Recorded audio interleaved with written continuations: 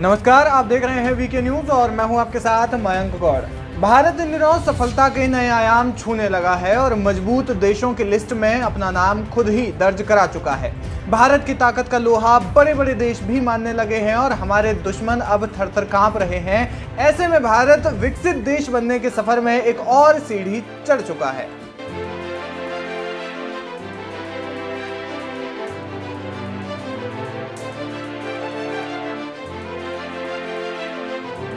भारतीय share market ने पहली बार हांगकांग को भी पीछे छोड़ दिया है। ब्लूमबर्ग के आंकड़ों के अनुसार भारतीय एक्सचेंजों पर लिस्टेड शेयर लिस्टों की कंबाइंड वैल्यू सोमवार को 4.33 ट्रिलियन डॉलर तक पहुंच गई, जबकि हांगकांग के लिए यह आंकड़ा 4.29 ट्रिलियन डॉलर था। इसके साथ ही अब भारत दुनिया में सबसे बड़ा इक्विटी मार्केट बन गया है।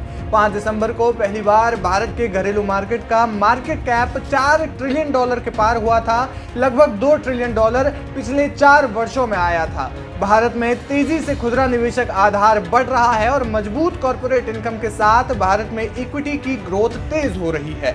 भारतीय बाजार अब ग्लोबल इन्वेस्टर्स और कंपनियों से नई पूंजी आकर्षित कर रहा है। आपको बता दें कि भारत में विकास की गति को आगे बढ़ाने का पोटेंशियल है, इसीलिए भारतीय शेयरों में लगातार तेजी आ रही है और हांगकांग में ऐतिहासिक गिरावट। बीजिंग के कड़े कोविड-19 प्रतिबंध, निगमों पर नियामक कार्रवाई, प्रॉपर्टी सेक्टर में संकट और पश्चिम के साथ भू राजनीतिक तनाव ने मिलकर दुनिया के विकास इंजन के रूप में चीन की उम्मीद को बिल्कुल खत्म कर दिया है। चीन और हांगकांग के शेयरों की कुल मार्केट वैल्यू 2021 में अपने चरम पर पहुंचने के बाद से 6 ट्रिलियन डॉलर से अधिक गिर गए हैं। गौरतलब है कि हांगकांग में नई लिस्टिंग नहीं हो रही है। ये आईपीओ हब के लिए दुनिया के सबसे व्यस्त स्थानों में से एक के रूप में अपनी स्थिति खो रहा है। नवंबर की एक रिपोर्ट के अनुसार यूबीएस ग्रुप एजी का मानना है कि 2024 में चीनी शेयर भारतीय प्रतिस्पर्धियों से बेहतर प्रदर्शन करेंगे।